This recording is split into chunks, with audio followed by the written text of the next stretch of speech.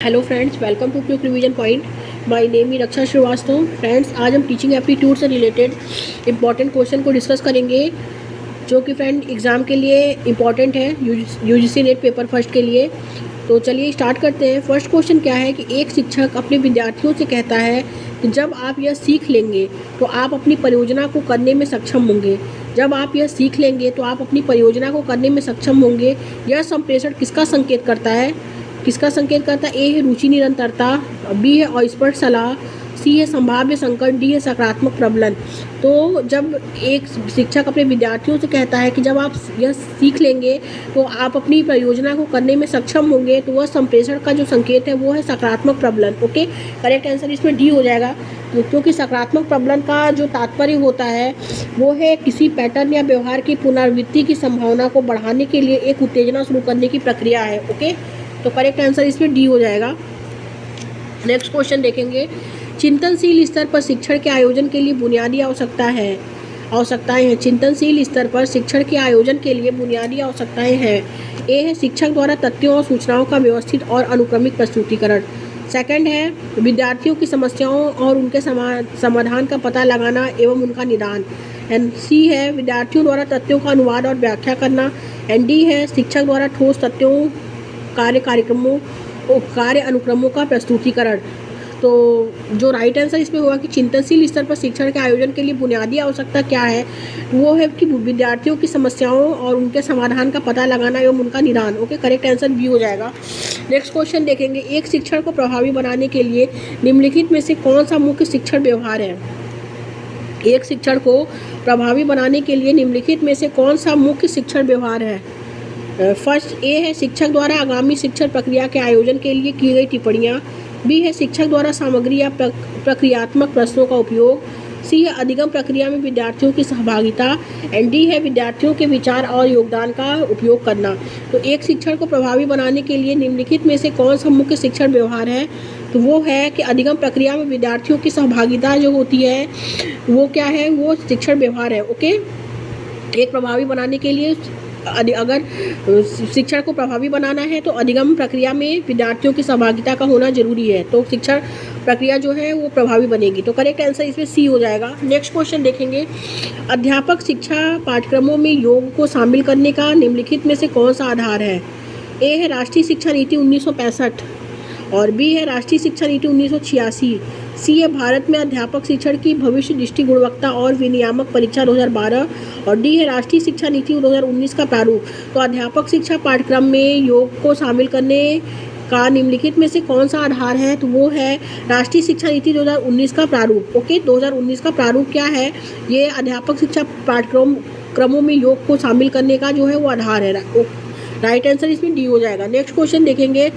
निम्नलिखित में से कौन सा लोगों द्वारा अपने बच्चों के भविष्य के लिए सर्वश्रेष्ठ निर्णय लेने में सहायता करने वाला निर्णय समर्थन तंत्र है? ए है ई पाठशाला, बी है सारांश, सी है शाला सिद्ध एंड डी है स्वयं प्रभा। तो करेक्ट आंसर जो होगा इसमें बी हो जाएगा, सारांश। सारांश जो है वो निर्णय समर्थन तंत्र है। ओके, सारांश क्या है? वो निर्णय समर्थक तंत्र है। करेक्ट आंसर बी हो जाएगा। नेक्स्ट क्वेश्चन देखेंगे। विद्यार्थियों की अकादमिक सफलता के लिए निम्नलिखित में से कौन न्यूनतम रूप में महत्वपूर्ण है? कौन जो है वो न्यूनतम रूप में महत्वपूर्ण है? तो ए है इसमें संज्ञानात्मक क्षमता, बी है भावनात्मक क्षमता और सक्षमता और सी है विधिक सक्षमता एंड डी है सामाजिक क्षमता। तो करेक्ट आंसर जो होगा कि विद्यार्थियों की अकादमिक सफलता के लिए निम्नलिखित में कौन न्यूनतम रूप में महत्वपूर्ण है? वो है सामाजिक सक्षमता। ओके, करेक्ट आंसर डी हो जाएगा। नेक्स्ट क्वेश्चन देखेंगे। स्वयं के निम्नलिखित राष्ट्रीय समन्वयकों तो सूची फर्स्ट को उनके विशिष्ट कार्यक्रमों सूची सेकंड से सुमेलित करना है। तो ए क्या है? सूची फर्स्ट और सूची सेकंड। ए है NPTEL। NPTEL जो है वो है अभी आंतरिक कार्यक्रम। ए का बी हो जाए, सेकंड हो जाएगा। CEC जो होता है वो होता है पूर्व स्नातक शिक्षा, बी का फोर्थ।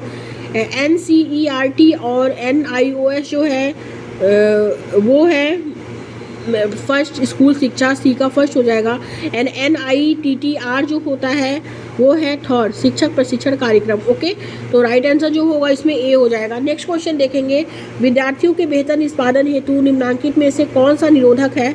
ए है राजनीतिक उन्मुखता, बी है अकादमिक रणनीतियाँ, सी है अवबोध स्तर एंड डी है अकादमिक विमर्श। तो करेक्ट आंसर जो होगा ए हो जाएगा, राजनीतिक उन्मुखता। नेक्स्ट क्वेश्चन देखेंगे, नेक्स्ट क्वेश्चन है, शैक्षणिक संस्थानों में सामान्यतः विद्यार्थियों के पास समूह जर्नल्स पत्रिकाएं होती हैं और वे उसमें नियमित रूप से लिखते रहते हैं। निम्नलिखित में से ऐसे कौन से कथन हैं जो जर्नल्स निकालने के लिए औपचारिक मूल्यांकन की पद्धति के रूप में होते हैं? तो कौन से होते हैं इसमें? तो फर्स्ट है इसमें कि यह एक ऐसा उपकरण है जो विद्यार्थियों को अपने विचारों और अभिमत प्रकट करने का अवसर प्रदान करता है, बिल्कुल करेक्ट है। और सेकंड क्या है कि अभी तक उन्होंने क्या सीखा है उसे प्रदर्शित करने का एक अवसर है, ये भी करेक्ट है। ओके, और थर्ड है कि दबाव में उभरने का एक तरीका, ये गलत है। और फोर्थ है वह प्राधिकारी से अपने विवादों को सुलझाने का उपकरण है, ये भी गलत है। तो पहला दूसरा क्या है, करेक्ट है कि यह एक ऐसा उपकरण है जो विद्यार्थियों को अपने विचार और अभिमत प्रकट करने का अवसर प्रदान करता है और अभी तक उन्होंने क्या सीखा है उसे प्रदर्शित करने का एक अवसर है। तो करेक्ट आंसर पहला दूसरा हो जाएगा। तो राइट आंसर इसमें जो होगा सी हो जाएगा। नेक्स्ट क्वेश्चन देखेंगे, नेक्स्ट क्वेश्चन क्या है कि नीचे दी गई दो सूचियों में सूची फर्स्ट में ब्लूम की वर्गीकी के अनुसार अधिगम के विभिन्न स्तर दिए गए हैं, जबकि सूची सेकंड में उनके उदाहरण और संबंधित कार्य दिए गए हैं। इन दोनों सूची को सम्मिलित कीजिए और नीचे दिए गए विकल्प में सही उत्तर चुनिए। तो सही उत्तर देखना है इसमें। तो स्मृति स्तर जो होता है वो सूचना अनुसरण करना होता है। ओके, स्मृति स्तर क्या होता है? स्मृति स्तर क्या होता है? स्मृति स्तर जो होता है वो होता है, इसका थर्ड हो जाएगा, सूचना अनुसरण करना, ए का थर्ड हो जाएगा। अवबोध स्तर जो होता है, अवबोध स्तर क्या है कि दी गई संकल्पना उदाहरणों की पहचान करना, बी का फर्स्ट हो जाएगा। सी जो है विश्लेषण स्तर क्या होता है? विश्लेषण स्तर का जो उदाहरण है वो है कि सूचना का कई भागों में पृथक्करण। ओके, सूचना का कई भागों में पृथक्करण। और सृजन स्तर नए विचार उत्पन्न करना। स्मृति स्तर जो है वो है सूचना अनुसरण करना, ए का थर्ड। अवबोध स्तर फर्स्ट हो जाएगा, दी गई संकल्पना उदाहरणों की पहचान करना। विश्लेषण स्तर जो है वो होता है सूचना का कई भागों में पृथक्करण। और सृजन स्तर जो होता है नए विचार उत्पन्न करना। ओके, इसमें डी का सेकंड हो जाएगा। तो करेक्ट आंसर जो होगा वो हो जाएगा सेकंड, डी। आगे देखेंगे, नैदानिक मूल्यांकन से सुनिश्चित होता है, क्या सुनिश्चित होता है? ए है अनुदेशन के प्रारंभ में विद्यार्थी का निष्पादन, अनुदेशन के प्रारंभ में विद्यार्थी का निष्पादन। और सेकंड क्या है? अनुदेशन के दौरान अधिगम में विद्यमान समस्याओं के कारणों का और उनका समाधान। सी है अनुदेशनोपरांत उपलब्धि की भाषा। और डी है अनुदेशन के पश्चात अधिगम की प्रगति और विफलता। तो नैदानिक मूल्यांकन में से सुनिश्चित होता है अधिगम के दौरान अधिगम में विद्यमान समस्याओं के कारणों और उनका समाधान, बी ऑप्शन करेक्ट हो जाएगा। नेक्स्ट क्वेश्चन देखेंगे, निम्नांकित में से कौन सा अनुदेशनात्मक सॉफ्टवेयर का उदाहरण है? ए है ऑडियो पॉडकास्ट, बी है मुद्रित सामग्री या पुस्तक, सी है रेडियो वार्ता एंड डी है एडुसैट। तो एडुसैट इसमें करेक्ट आंसर जो होगा कि कौन सा जो है अनुदेशनात्मक सॉफ्टवेयर का उदाहरण है, तो रेडियो वार्ता। ओके, करेक्ट आंसर सी हो जाएगा। नेक्स्ट क्वेश्चन देखेंगे, किस शिक्षण सहायक सामग्री से पठन, स्वरण और उच्चारण जैसे कौशलों में अभिवृद्धि होती है?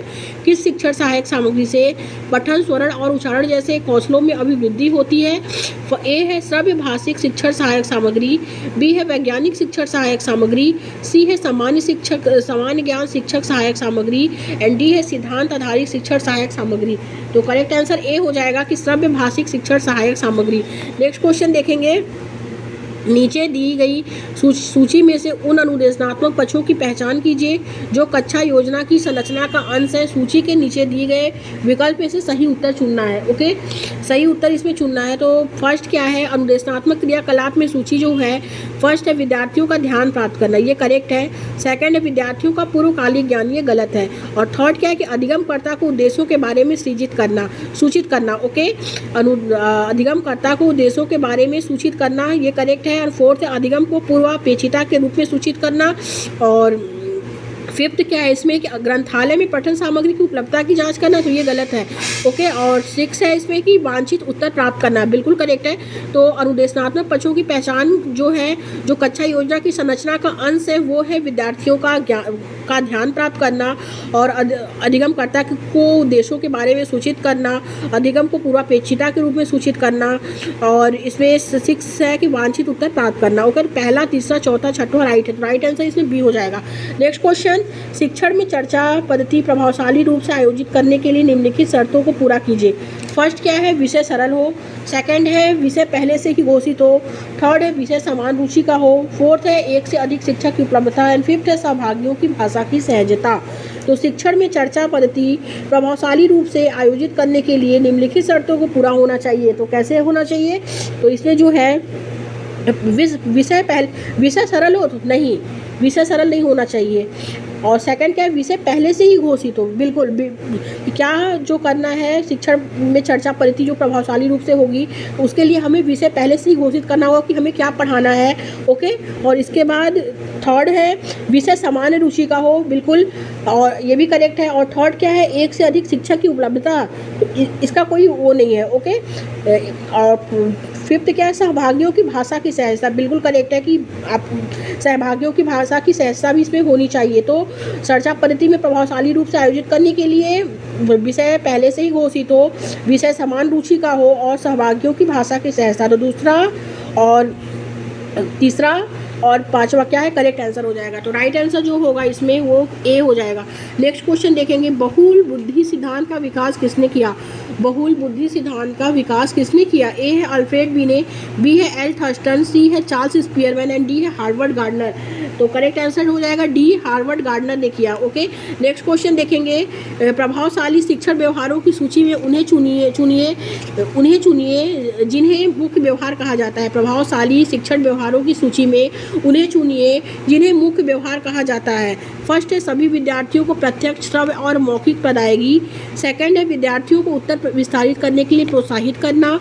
थर्ड है, अधिगमकर्ता के साथ उत्साहपूर्ण और शिक्षा प्रदायी संबंध।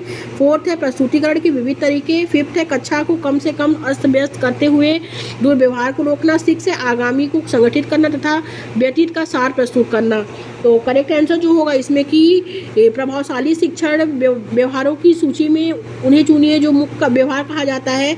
तो मुख्य व्यवहार जो होता है वो सभी विद्यार्थियों को प्रत्यक्ष, श्रव्य और मौखिक प्रदायगी, उसके बाद प्रस्तुतिकरण के विविध तरीके, फिर है इसमें कक्षा को कम से कम अस्त व्यस्त करते हुए दुर्व्यवहार रोकना। ओके, तो पहला, चौथा और पांचवा करेक्ट आंसर हो जाएगा। तो राइट आंसर ए हो जाएगा।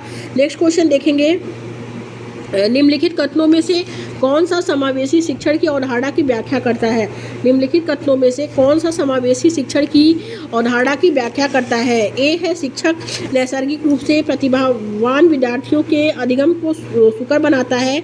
बी है, शिक्षक कमजोर विद्यार्थियों के अधिगम को सुकर बनाता है।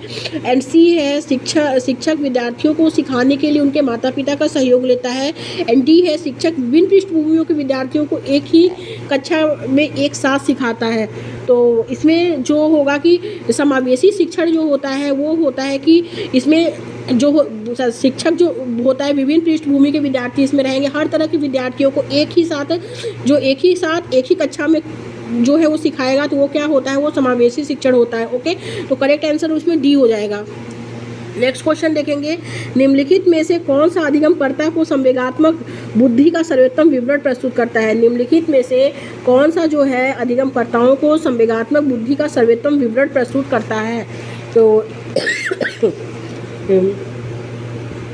ए है इसमें फर्स्ट है कि दूसरे लोगों और स्वयं अपने संवेगों को समझना। और सेकंड क्या है, स्वयं को बलपूर्वक अभिव्यक्त करना, ये गलत है। थर्ड है, थर्ड है फ्रेंड कि चिंतन में विवेकपूर्ण होना, ये भी गलत है। और फोर्थ क्या है कि स्थिति के अनुरूप अपने संवेगों का समायोजन करना। तो जो अधिगमकर्ता को संवेगात्मक बुद्धि का सर्वोत्तम विवरण जो प्रस्तुत करता है उसमें दूसरे लोगों को, उससे आप कैसे स्वयं अपने संवेगों को समझना। ओके, दूसरे लोगों और स्वयं अपने संवेग को समझना और स्थिति के अनुरूप अपने संवेगों का समायोजन करना और अन्य लोगों को जो जैसे वे हैं वैसे ही स्वीकार करना, ये क्या है, ये अधिगमकर्ताओं को संवेगात्मक रूप से संवेगात्मक बुद्धि का सर्वोत्तम विवरण जो है वो प्रस्तुत करता है। ओके, तो करेक्ट आंसर जो इसमें होगा वो ए हो जाएगा, पहला, चौथा और छठवां। नेक्स्ट क्वेश्चन है, लास्ट क्वेश्चन है कि जीन पियाजे के संज्ञानात्मक विकास सिद्धांत के अनुसार किशोर विद्यार्थी विकास के किस चरण में होते हैं। जीन पियाजे कौन थे? तो जीन पियाजे जो थे वो स्विट्जरलैंड के मनोवैज्ञानिक थे, स्विस साइकोलॉजिस्ट इन्हें कहा जाता है। स्विट्जरलैंड के क्या थे? वो मनोवैज्ञानिक थे। ओके, और इन्होंने जो थ्योरी दी है वो दी है संज्ञानात्मक विकास का सिद्धांत, कॉग्निटिव डेवलपमेंट ऑफ थ्योरी। इसमें इन्होंने 4 स्टेजेस दिए हैं, sensory motor stage, pre operational stage and concrete operational stage and formal operational stage. Okay, sensory motor stage जो होता है संवेदी गामक अवस्था वो 0 से 2 वर्ष तक होता है। फिर आता है प्री ऑपरेशनल स्टेज जो होता है वो 2 से 7 वर्ष तक होता है। फिर कॉन्क्रीट ऑपरेशनल स्टेज जो आता है वो 7 से 12 वर्ष तक होता है। फिर फॉर्मल ऑपरेशनल स्टेज जो होता है वो होता है उसे हम अमूर्त संक्रियात्मक अवस्था कहते हैं, वो 12 से 18 या 21 वर्ष तक होता है। ओके, और यही होता है किशोरावस्था, इसी को हम क्या कहते हैं, इसमें किशोर विद्यार्थी जो होते हैं इसी चरण में होते हैं। तो जीन पियाजे के संज्ञानात्मक विकास सिद्धांत के अनुसार किशोर विद्यार्थी विकास के किस चरण में होते हैं? ए है संवेदी प्रेरक चरण, बी है मूर्त संक्रियात्मक चरण, सी है संक्रियात्मक चरण एंड डी है औपचारिक संक्रियात्मक चरण। तो किशोर विद्यार्थी जो होते हैं वो जीन पियाजे के 4 स्टेज में होते हैं। ओके, फॉर्मल ऑपरेशनल स्टेज में यानी औपचारिक संक्रियात्मक अवस्था में। तो करेक्ट आंसर इसमें डी हो जाएगा। Okay, thank you friends.